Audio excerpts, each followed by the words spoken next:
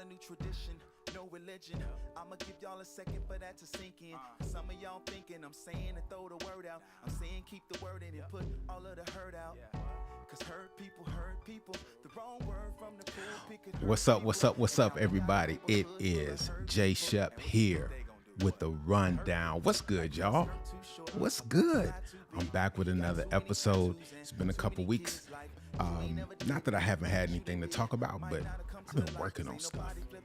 And so this is kind of the rundown is kind of a passion project of mine as a podcast, as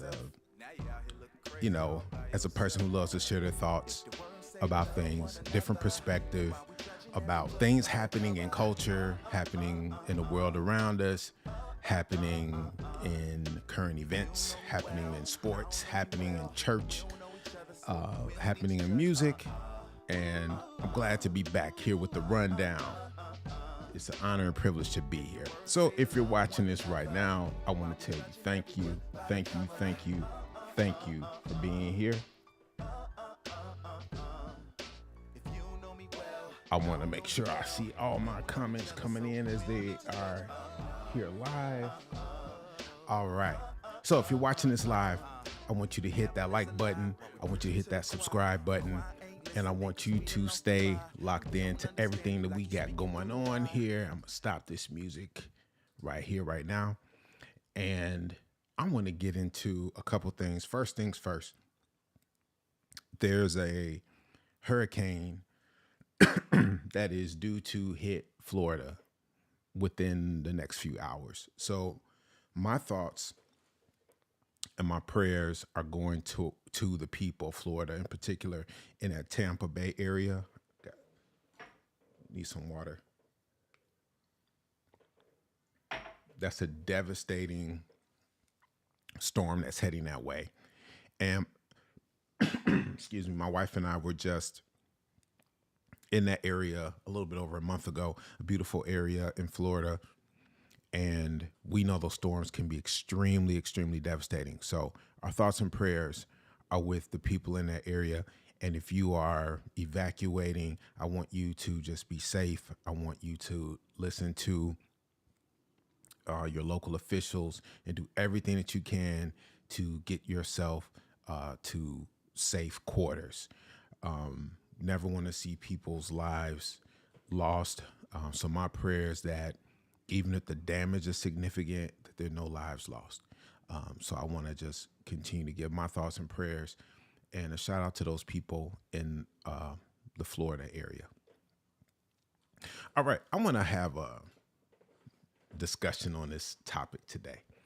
And I have a smile on my face, not because I think the topic is funny necessarily, but it's interesting that we keep landing here. One of my first shows, I had a conversation about this individual, someone who I know fairly well, someone whose ministry I worked in for approximately a year.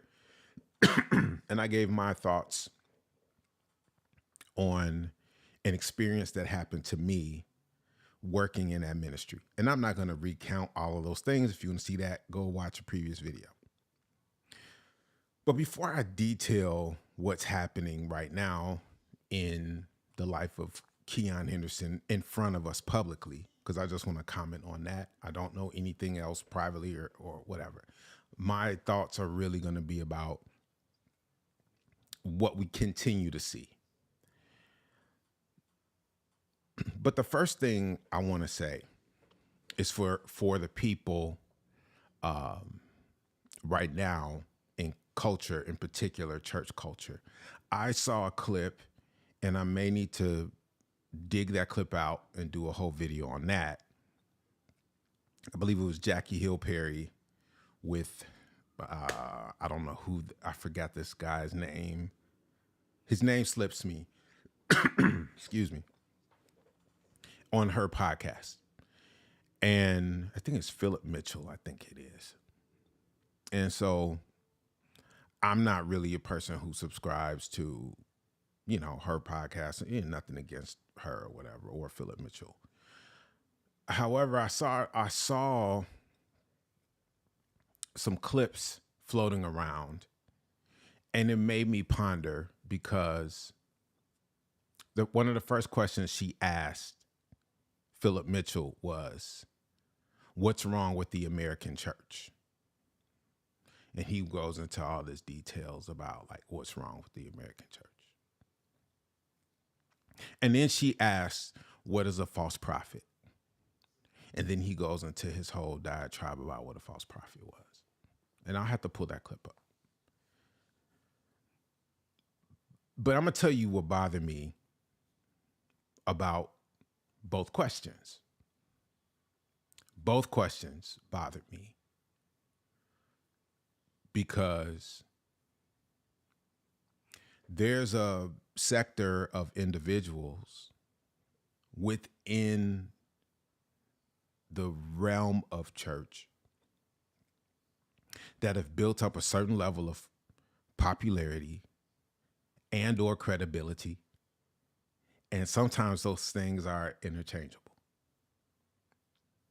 So is it the credibility that makes you popular, or is it the popularity that makes you credible? So when I look at someone like Jackie Hill Perry, who I don't follow, I don't really follow her ministry, I have nothing against her, but I know she's popular. So does her popularity make her credible? Or does her credibility make her popular? I don't know. And I look at Philip Mitchell and I ask the same question. But they are having a conversation about what's wrong with the American church. And I commented on that post. I said, the problem with the American church is this exact question. Because you got people trying to, quote unquote, solve a problem as if they're qualified to give the problem and or the solution, as if the problem is within America or the American church, or as if the problem hasn't existed from the beginning of time. So the pointing of the fingers at the celebrities, quote unquote, because it's going to sound ironic of how I pulled this all together. Pointing fingers at celebrities or celebrity pastors as a problem with the American church, or pointing fingers at what is deemed a false prophet, which are celebrity pastors who are the problem with the American church, as if you have the solution from God Almighty on high. The problem is that you think you can answer the question on what the problem is. To me. So I see individuals sit in the seat of, this is the problem, this is da-da-da-da-da. And as I dive into this conversation today about the crash out of Keion Henderson, my thoughts have nothing to do with his theological positions. Let me tell you why. As a pastor, I run into a lot of different pastors, preachers, teachers who have so many different types of theological positions that the first thing I want to do is listen and respect their theological angles. Whether I agree with them or not is none of my business, because I have to have a strong enough position to know who and what I follow. So let me point the finger back at the individuals who are not members of Lighthouse Church, who want to call out Keion Henderson for being a false teacher. I want to ask you respectfully, if he's not your pastor, if you are not a member of that church, if you do not follow him as a leader or pastor, your thoughts about his theological positions actually are null and void. They really are. My commentary about what I'm going to go into is about him as a man, as a leader, as a person who's crashing out right in front of our very eyes. And I have my own theories and thoughts behind it. And it's not about a theological position. So I had to start there. And thank you for watching. Hey, what's up, Luke? What's up? So I want to start there because I have people who I know that are members of that church. I'm not close to them, but it's people that I know. So I would never tell them, you need to leave that church. I'm not going to tell them that. Number one, that's not my business. My business is not in telling a person they need to leave a church. I'm not going to do that. Some of y'all are doing that. And I want to tell y'all wrong for telling people they need to leave up under so-and-so. That's not your position to tell a person they need to leave somebody's church. Far be it from you to tell a person. So when they leave, where you sending them to, where they going, what they going to do next. You don't know why a person is even a member of a church. You don't even know why they're vested. So you're going to tell them to leave because you feel like their theological positions are off. There's much greater reasons to leave a church other than somebody's theological positions or what some people call biblical illiteracy. I don't get into all that. Because if we start going down that rabbit hole, we're going to actually have to nitpick every single thought and belief and word that comes out of a person's mouth. And nobody really has that type of time. But let me roll it back. Let me roll it back. And as a pastor, have not been pastoring very long. I have not. So my experience in certain things is very limited. However, what I do know is this thing right here is very powerful. It's very powerful. So when you have the mic in your hand, it becomes a tool. Same thing with a camera. You put a camera and a mic together, oh my God. You got two of the most powerful tools known to man currently in this world. A microphone and a camera. Look now, I have a microphone and a camera. Powerful tools. So when you have power tools in your hands, right? So if you got a drill, that's a power tool. A drill can be used for so many different reasons. And when you use the drill correctly, it can fix things, it can repair things, it can take things apart, it can do all those things, right? So when an individual either A, decides that their path is going to be ministry, or they feel that they are called to ministry, or 3, somebody tells them that they should go into ministry, because it's either one of 3 things. Either 1, you make the decision to go into it. Number 2, you feel called to go into it. Or number 3, somebody told you should. It's usually one of the 3. And who are me to judge which one is correct? Because we really don't know at the end of the day. You can think you know. Oh, well, you can tell because the fruit. And God, and God, y'all can miss me with all that. Please, miss me with all that. Because it's usually a person does number 1. They make the decision. So you still have to make the decision. Even if you feel you're called, you have to make the decision to walk in the calling. So when you walk in the calling that you feel that you are called to, and you feel that you have a message, you have something to say. And so this is to the people who say, just preach the word, just preach the word, just preach the word. None of those people who I see say just preach the word, and I got friends who I see saying this. None of them just preach the word. They be talking. They be prophesying, they be predicting. They are philosophers. They got all those things, and they try to tell people that other people need to just preach the word when they out here being the same exact thing. So I'm saying, yo, you don't understand the tools that you have are actually powerful. And when you see somebody that actually maybe kind of slips up or crashes out, you don't realize there's something else that could be behind that.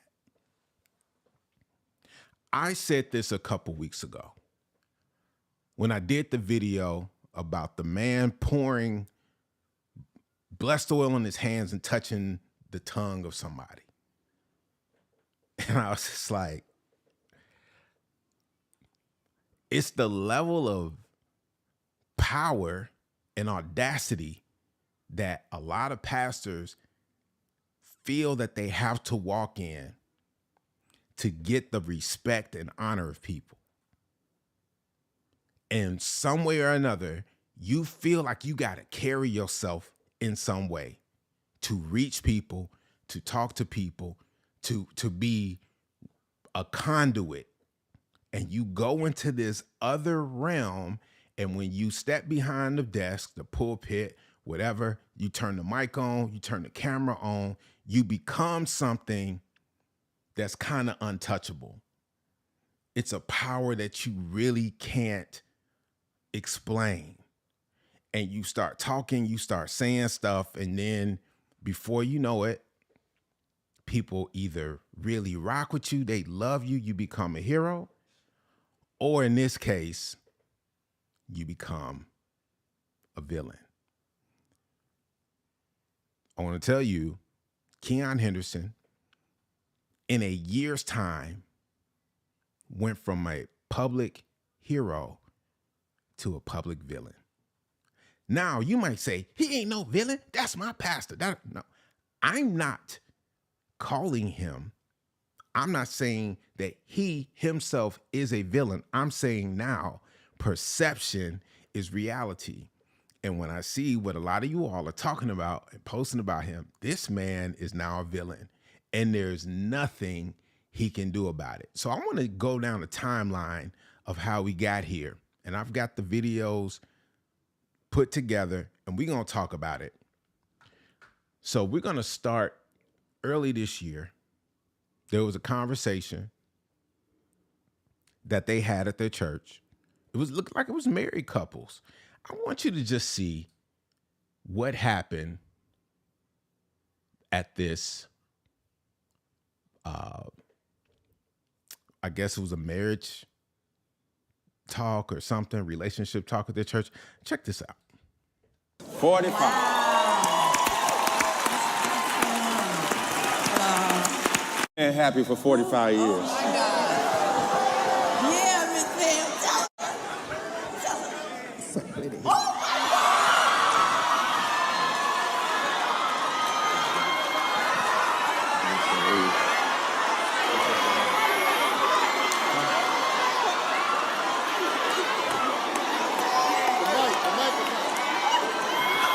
Okay. All right. So let's start there. This was the beginning of the crash out. Let me tell you why. Because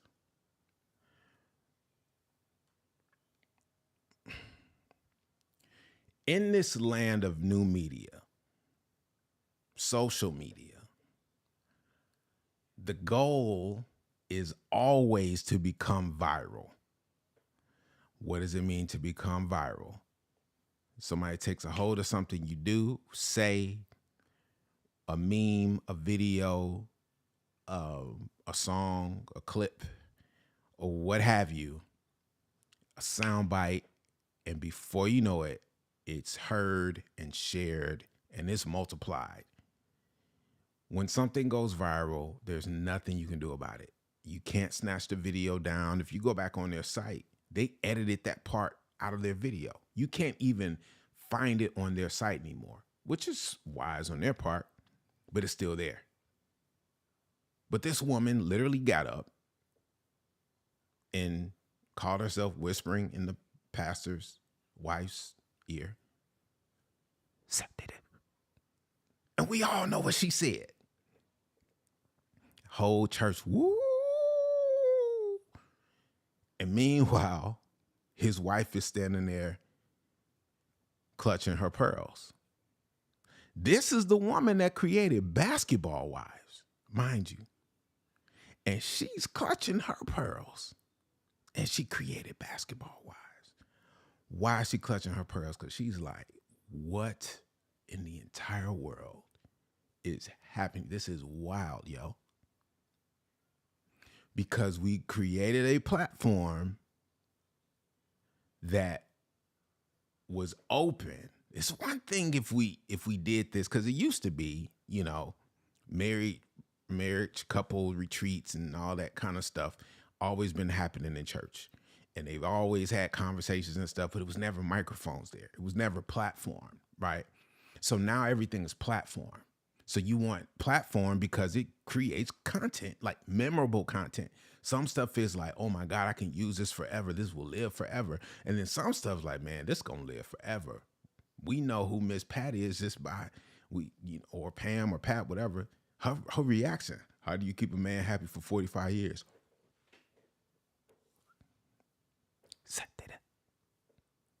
So she's telling us what she's done for 45 years. No judgment. I don't care. But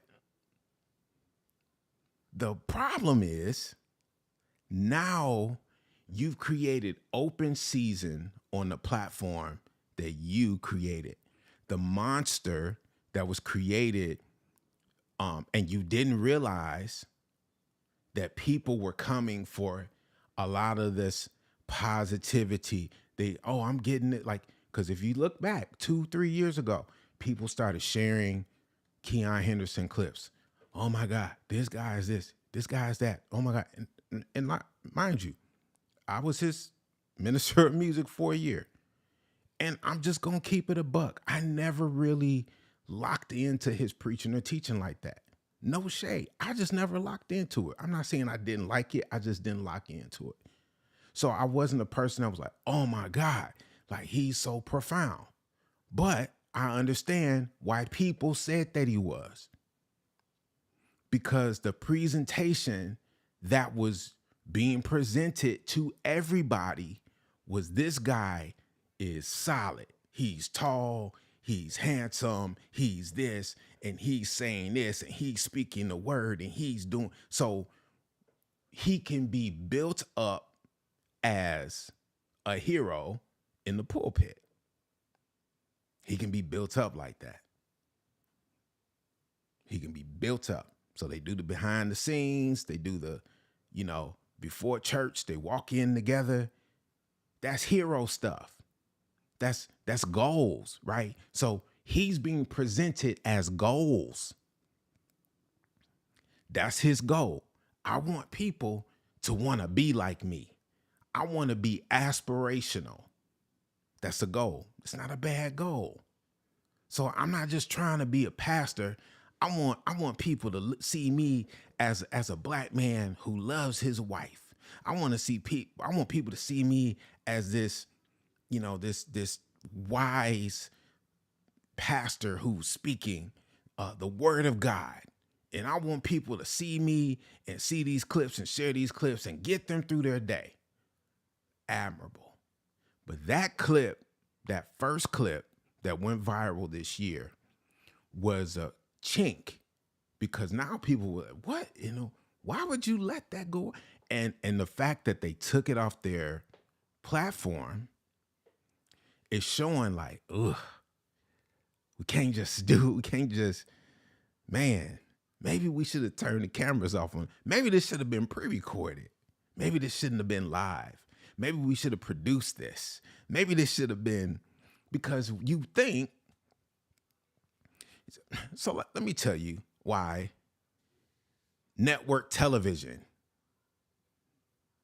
So we had a neighbor when we lived in our old house that works for CBS.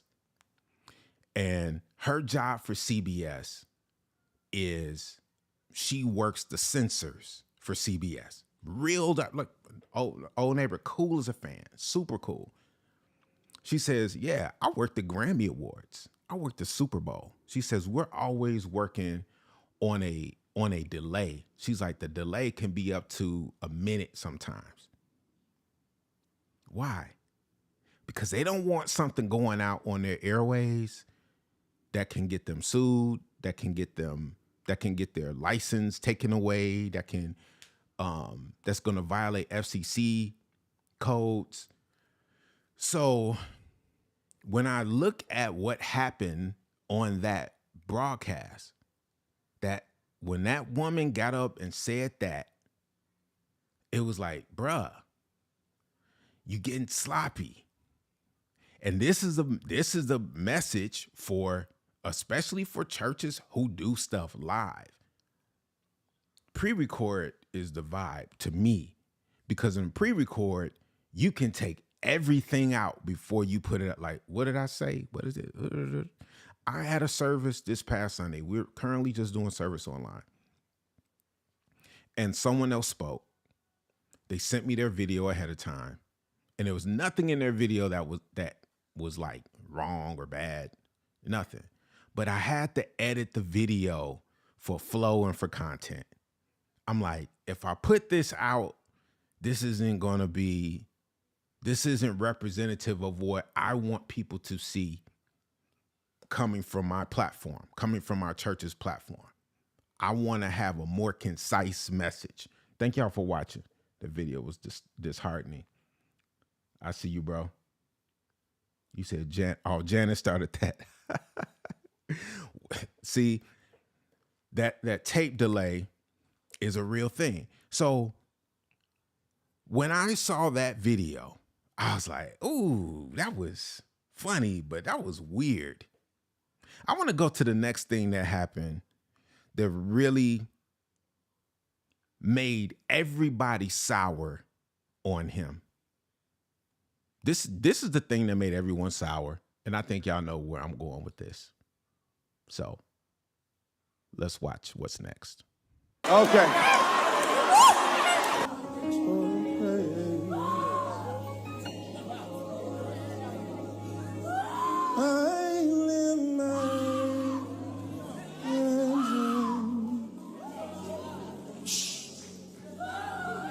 Hey. Stop her. Hush, hush. Silence in the name of Jesus.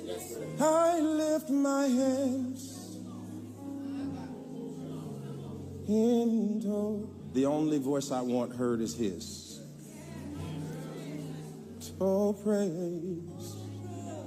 Here's the other problem with the church is that anytime a shh, hi, shh, shh, hi, shh, shh, shh, shh, hi. The real reason why he told her to shh is because he couldn't hear that hi. He couldn't find his note. He couldn't find his note. And if you look back, and if I freeze the video, and I'm not going to go back on that video, if you look at that video, like, he was so intense. The look on his face. You know how, if any of you all got kids, and let's say you got company, right? And you got friends over, or you got, like, business people you trying to impress, and then your kids come out. And let's say your kid is like 6 or 7. Let's say your kid is 7 years old. And they decide they're going to take a bath while company is over. And then they get out the bathtub with soap on their body. And they got their tidy whities on. And they come into the kitchen asking where their clothes are.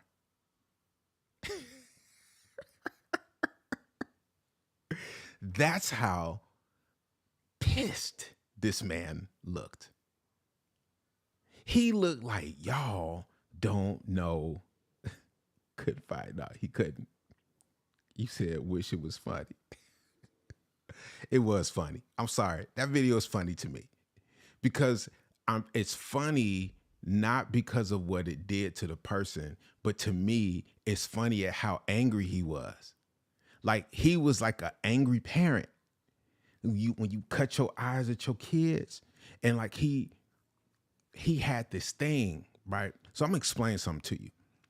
As a man, as men, I'm gonna go somewhere with this. Many times as men get older, we are not allowed to express anger in any kind of way. We are not. Our feelings are actually told to like dissipate.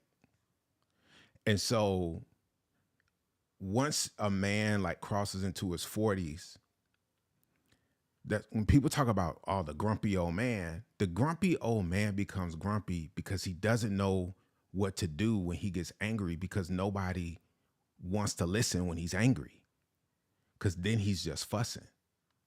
So where I can empathize, I'm not saying he was right for doing that. I'm saying, oh man, he angry, he upset, he don't know what to do with his anger right here.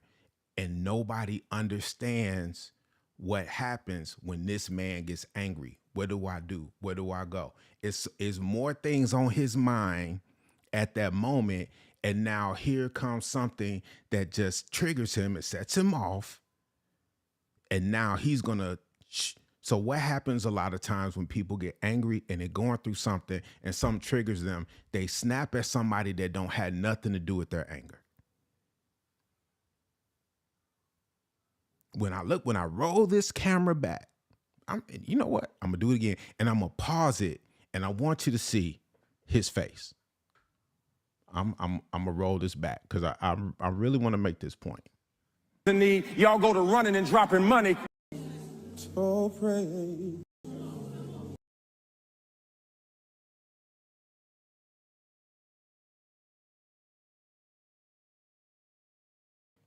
Tell me you ain't never seen that look before. Tell me that ain't the look of somebody that's like, he got something else on his mind. He got the weight of something else on his mind that he don't know what to deal with. I saw a video today. Y'all, excuse me, because this is the rundown. Thank y'all for watching this. Give me some likes, give me some hearts, give me some shares. Keion Cole happened to be on the Club Shay Shay podcast. Lord Jesus, I gotta tell this. I wasn't planning on talking about this, and I didn't record that video, but y'all go watch it. So Keion Cole evidently was fooling around with a young lady who happened to be one of Shaq's exes.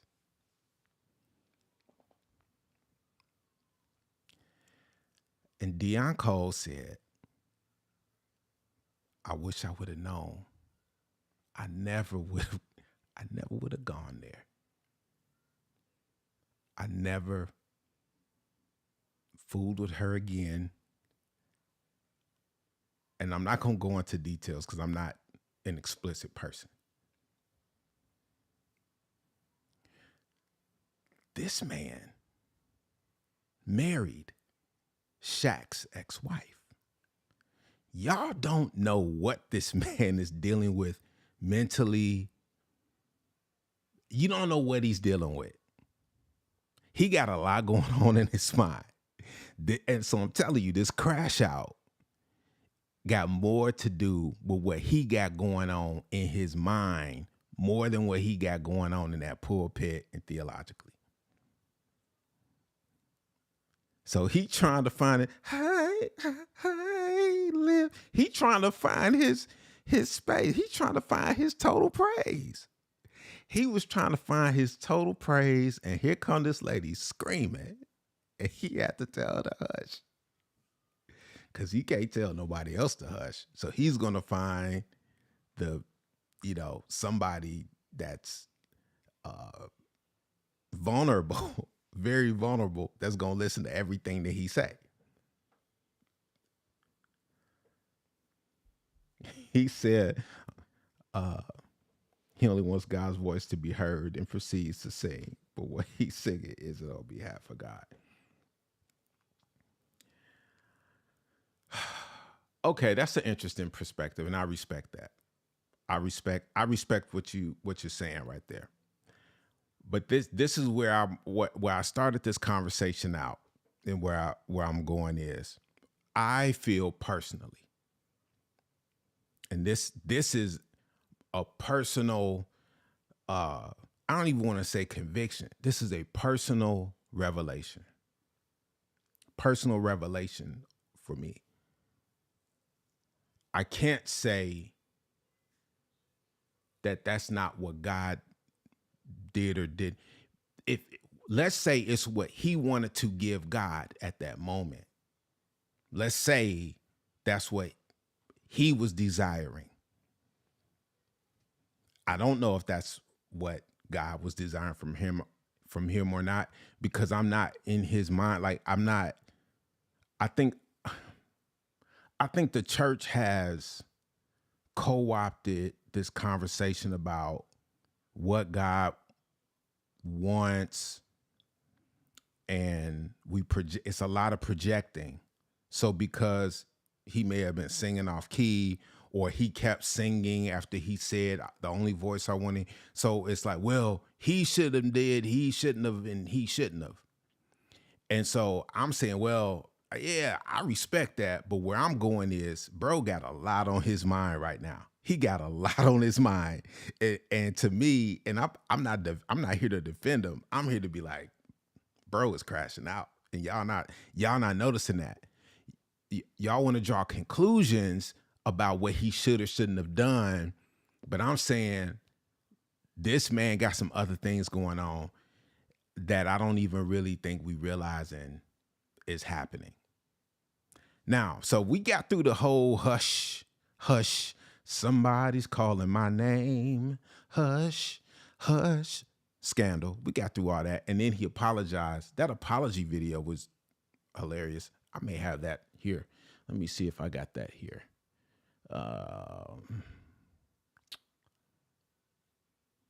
No, I do not.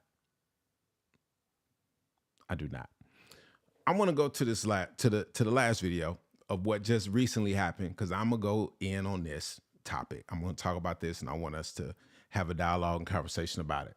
So this is what he just came out a couple days ago. Yeah, let's keep watching. The only time a person is in need, y'all go to running. Here's the other problem with the church, is that anytime a person is in need, y'all go to running and dropping money. But let me tell you something, the poor will be with you always, and there is no blessing connected to blessing the poor other than getting back what you gave to them, but no multiplication. Multiplication is segregated for tithes and offering. When you give to the poor, the only thing you do is help them, but you don't help yourself. So when you give $1 to somebody on the street talking about I did my job, God like, thank you, but it ain't gonna help you. Read your Bible. All right.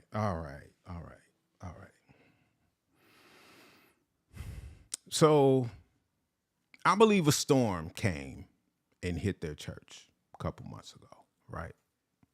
Y'all correct me if I'm wrong. A storm came and hit the lighthouse. A lot of damage. A lot of damage. Wouldn't wish that on anybody. And there was an appeal for a certain amount of money.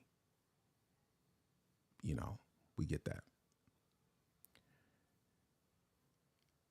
So when it goes back to, so pastors preach about certain things at certain times for certain reasons.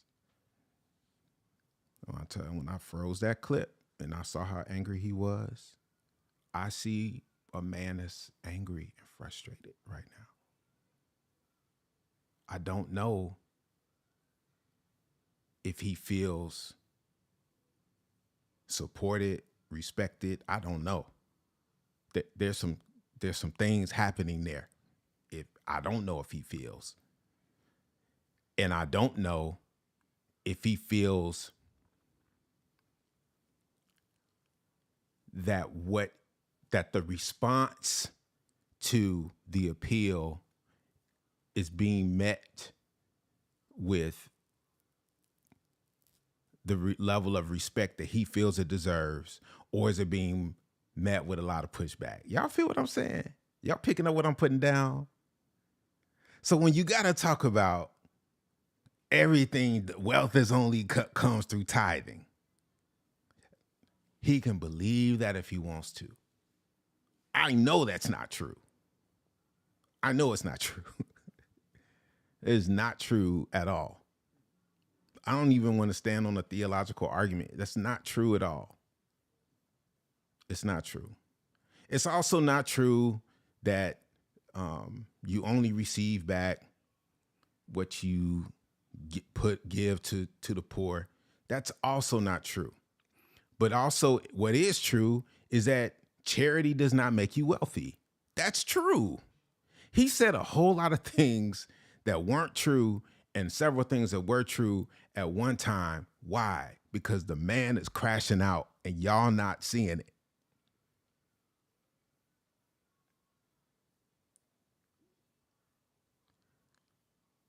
Let's say at what point leaders be so proud to take some? All right, that's great. That's a great question, Jason. At what point will leaders take some time off?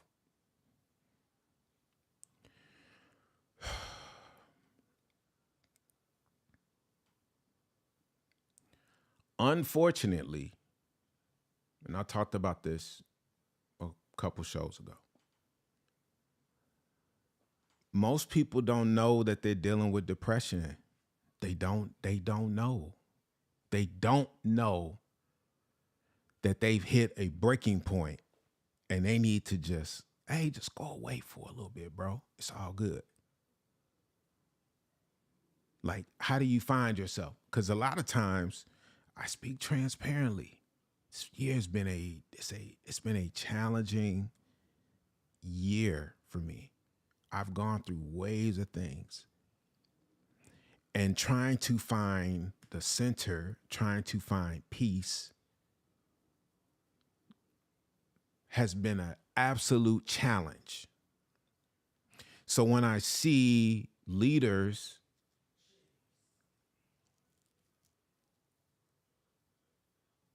going through something maybe similar, because it's not all the same, I don't judge them for not taking a break, because they may think if I take a break, I'll lose everything. Taking a break isn't an option for some people. Some people can actually be like, I'm done. Like, I'm done. Everybody not built that way. So, but back to this conversation about the poor.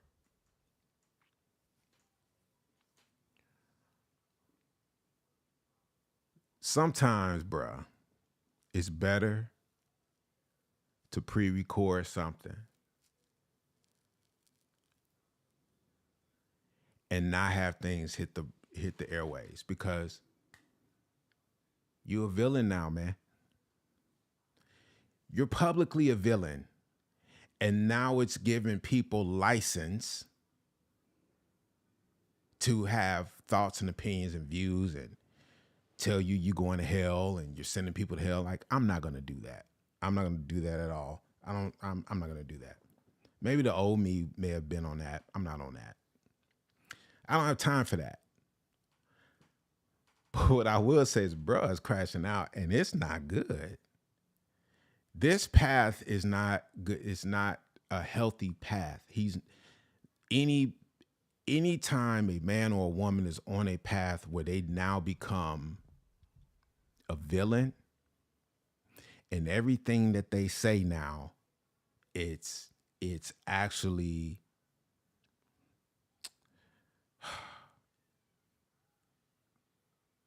they're doing everything that they can to save face, or they gonna double down on it. Kim Burrell, same thing.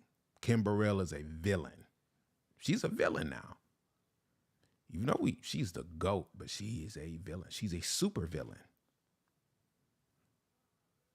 And some people relish the role of villain. Some people love being the villain. They love it. I think Kim Burrell actually relishes that role a little bit more than Keion Henderson does. Because Keion Henderson wants to be seen as a heroic type figure. He wants to be seen as aspirational. Kim is probably the most talented vocalist ever. And so she's going to show up and do her. And it's like, no matter what I say or do, once I do this run, it don't matter. Because I can reset the room with my run. Keion Henderson can't reset the room. He doesn't have the type of talent to reset a room. He's not a Bishop Jakes. That's not his thing, right? That's not how he's built. It's not his ministry isn't built on something that's like revelatory, like revelation. Like that's not what it's built on. It's built on him actually having like a solid, let me say this, I'm going to do this, I'm going to say that. It's going to sound profound. I'm going to look clean. I'm going to look right. And it's going to look and sound like the right thing to say and do. And I'm going to put it out. And when you say and do things that's opposite of how you want to be perceived, now people are like, I don't like dude. I don't roll with dude. And I'm telling you, after my personal situation that I had with him, I already had my feelings about him. But I never was like, oh man, this guy. So now I'm looking at it like, so now the whole world is looking at you with a side eye. And I'm sitting here like, doing too much. In moments like this, isn't it good to have that one person to tell you? So, who's that one person? I'm gonna keep it a buck. I don't have a one person who can pull me to a side and tell me nothing. As a man, I don't have a one person that's a peer that can pull me to the side and tell me anything. I'm just being real. There's not one person who can be like, hey bro, I got real friends who I can get on phone with, I can have conversations with, but there's nobody that can pull me to the side. No. So once you get to a certain point, and I'm not on that level, I'm not popular, I'm not that. And I think men have to be real. There's an unrealistic expectation that men will have other men in their life that's gonna check them. Because once you get to a certain point, you don't want nobody sunning you. Nobody's gonna sun him. Who gonna sun him? Who gonna sun him? So that's where it becomes incumbent upon us as men to figure out, hey, what season am I in right now, yo? I'm in an interesting season. I'm in a very interesting season. So I get it. In theory, yeah, it sound good to say, hey, who's the guy that's going to, like, is it going to be Jamal Bryant? Jamal Bryant going to pull him to the side? Bishop Jakes? Tyler Perry? Diddy? Who's going to pull him to the side and say anything to him? Like, I want y'all to really think about, like, what's the circles he runs in? Who's going to pull him to the side and say anything? And then him not turn around and be like, you talking to me? That's not how that works. So what we see is a public crash out because he hasn't figured out internally. The best that a person can do is get a therapist that's independent that don't know nobody, and you sit down and you talk it out with your therapist, and you do as much therapy as you can. All right, man, I got a bunch of peers that are pastors that are not on that level of popularity, but they've achieved a lot, and they go through a whole lot of personal stuff. A lot of personal stuff. And who gonna pull them to the side? Because they know everybody's business. So it's like, you want to tell me something about someone's, I was talking to a friend a couple years ago, and they was like, yo, I know you must think I'm a blah, blah, blah. I said, hey, bro, let me stop you right there. I actually don't. I really don't. I don't have an opinion on you. And if you talk to another person who might be close to them, like, yeah, they really got this going on, they need to do that. And it's like, yeah, but he said something about you too. It's a trick bag. It's a trick bag. When you are dependent upon to do something, to be something, to be aspirational, to be inspirational, to some people, like, they pastor is everything. And you're not trying to tell them to be your everything. Or maybe you are, I don't know. But you get up there and you start saying stuff that's like, yeah, stop giving to. And the problem with the church is, it's like, hey, yo, it's like Mayor Brandon Johnson crashing out live, telling a woman, so the black man, like, hey, bro, like, you going through some pressures and you don't know how to deal with your pressure right now. Woosah. Let me see. It may be someone that really, Diddy Jakes. Hey, bro, what's up, Mike? So okay. I mean, those the names though. Who else? He's not gonna call me. He would not call me. He wouldn't call me. He'd never call. He'd never give me a call. It's fun. Like I told a story, man. I worked at Lighthouse Church about 2 or 3 years into its existence. I was a minister of music for a year. And Keion Henderson fired me. I've never been fired in my life.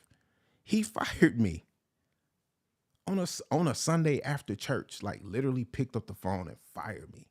Yo. So he never would call me for advice. And if he did, I'd be like, okay, let's talk about it. I wouldn't bring that up. Maybe not early on. But those are the circles he run in. Who else he gonna call? He not gonna call Bishop Blake.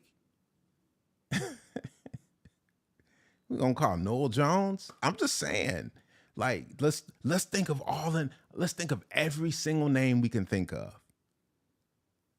You call Bishop Noel Jones, what he gonna tell you to do? Oh man, whew, you're in a pickle there. I don't know, just pray about it. What's Jamal Bryant gonna tell you to do? What I think you should do is just go and find you about 3 more good, divine. Let me stop. I'm just saying the names may be diabolical, but who's he gonna call? Ghostbusters? I don't know. So I think people were responding and reacting to this. Shep, you gotta tell Keion he's spiraling. He may see this, he may not see this. I doubt if he sees it. I mean, me telling him he's spiraling means what? It doesn't. I mean, I don't enjoy it, but it's not. I don't. I think personally, the worst thing that any guy, like man to man, right?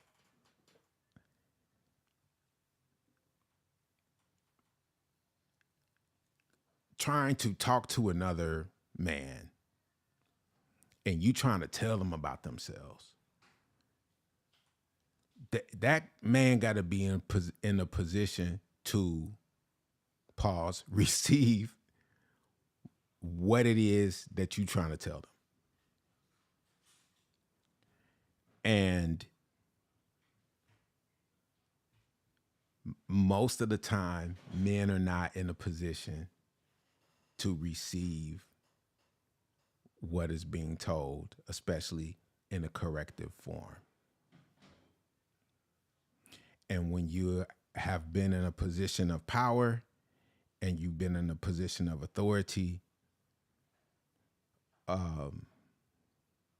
who's gonna correct you? So when I see people on the internet like going in and it's like you not correcting him, and you not you not giving people solutions. So I look at it as, man, this guy's going through stuff. It's obviously he's going through a whole lot.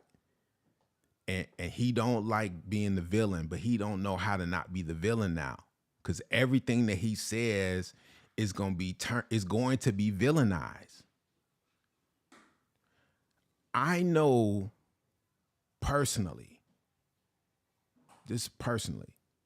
that there are things that people who know me, who somewhat see me as a villain in some ways, not in totality.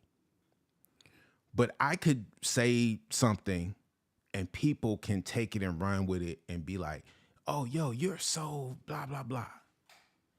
And it's like, and it's so far from the character of the person that I am.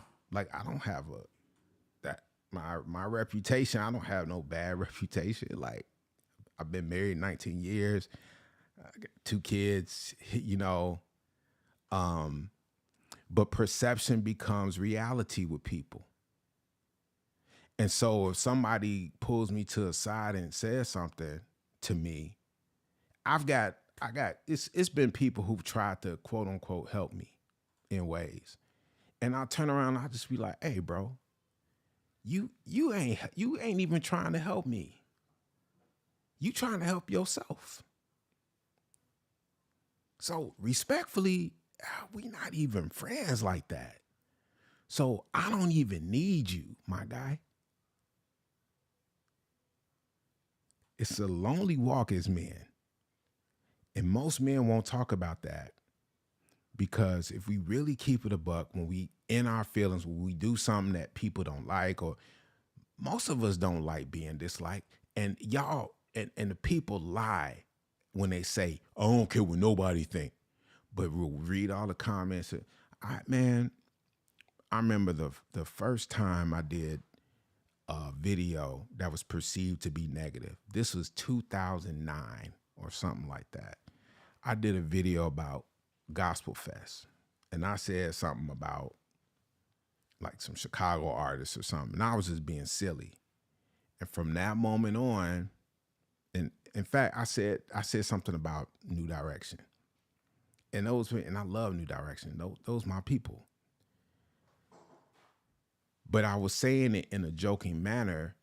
And when I woke up the next day, my comments was flooded. And I had to try to defend myself. I get a call from Percy Gray later that day. Now, he didn't curse me out, but Shepard, this Percy Gray, how you gonna get on the video on Facebook and blah, blah, blah, blah, blah, blah, blah, blah, blah, blah, blah. I had to take the phone from my ear.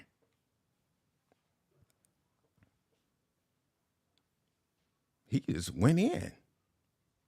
And then he started going somewhere else with it. And yeah, I heard you was in a club. Whoa. I said, you heard I was in a club? Yeah, you was in you was at a PJ Morton concert. And I heard you was hosting. Whoa. You see how quickly things spiraled? This is a person who I felt was like, you know, cool, a mentor, what have you.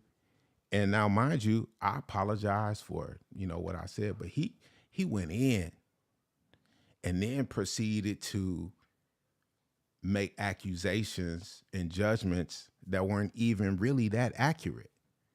Yeah, I hosted a PJ Morton show, but it was not in a club. And it's PJ Morton. And you supposed to be a gospel artist and you in the club, but you gonna talk about what we doing.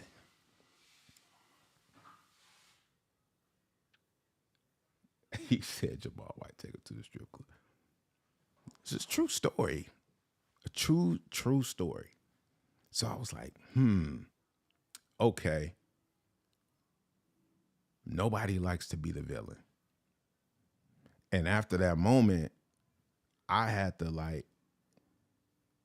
I laid low for a minute because it bothered me that I said something that hurt a lot of people. And then after a period of time, it was just like, well, whatever. If y'all gonna keep holding that against me, I'll just do what I do. And I've been known to be a person that's like, oh, Shep, you just say whatever comes to your mind. It's like, when people tell me that, I'm like, you don't even know me. I really don't say everything that comes to my mind. Like, that's an assumption. The assumption is that I say everything that comes to my mind, which means you think I'm a simple-minded person when I'm a very complex thinker. I don't say everything that comes to my mind. I can say that I have been impulsive about things that I've said before, but I absolutely would never share everything that comes to my mind. I absolutely would never do that. I value people. I value relationships. I value myself. I value my gifts, my callings, my purpose. I value all of that. So why do I say all that? It's because this guy right here, get back to Keion Henderson, is probably at his wit's end. I don't know. I have no information. I don't know. Needing a certain amount of funds. So he's got to teach about how to get wealth and telling people the problem with the church is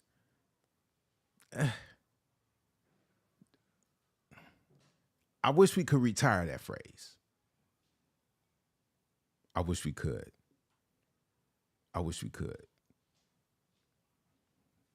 What y'all got to say out here?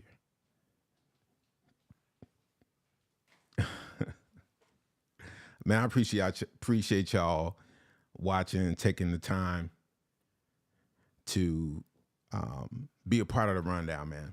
I enjoy doing this in this format. And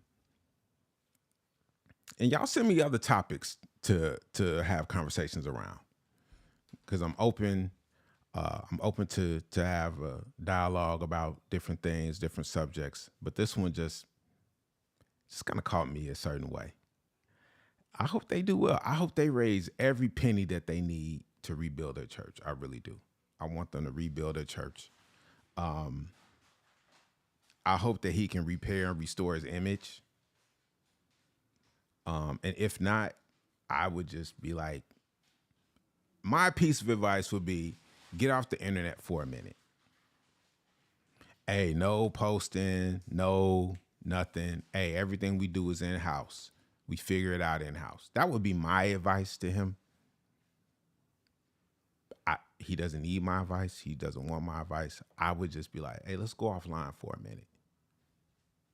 Let's go offline. Let's not even record nothing. Hey, let's not even record nothing. Let's take it back to the old school. Let's maybe, just get the audio version. and let's get some B-roll and let's walk it back. So he's got a brand issue now.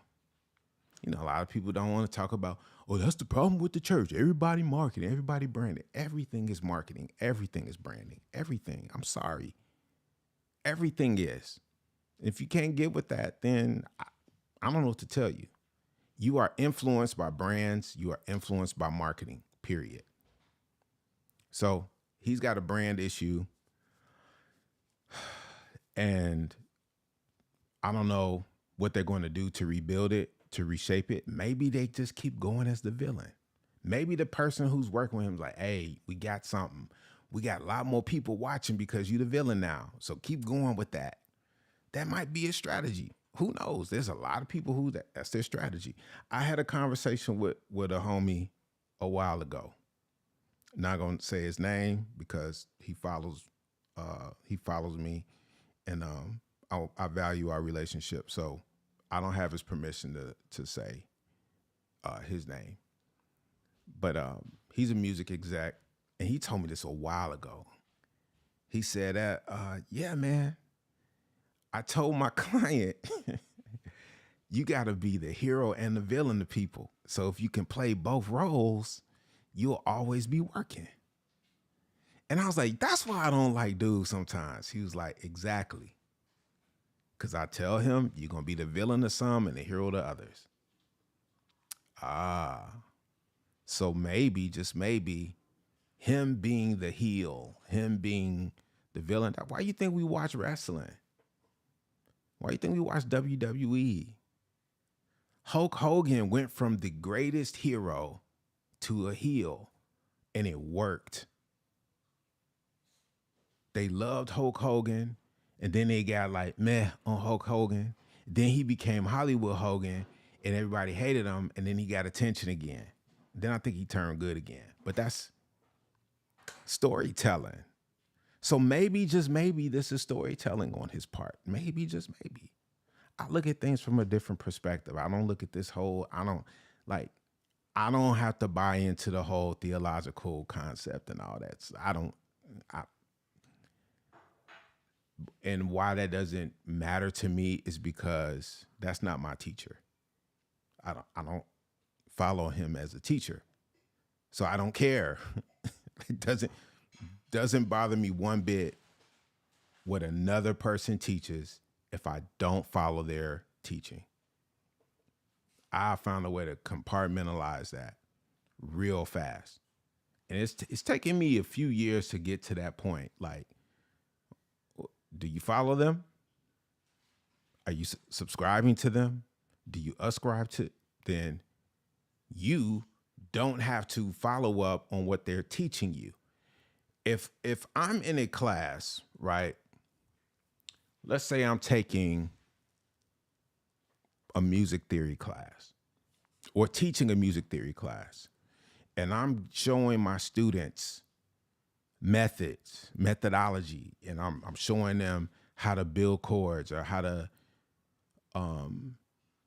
giving them definitions and telling them certain things. Those students should listen to my instruction, but they also have the right to challenge if they go, hey, Mr. J Shep, I did some research on this, and this actually, I noticed that, can you clarify this or clarify that? Now it becomes my job as teacher to clarify.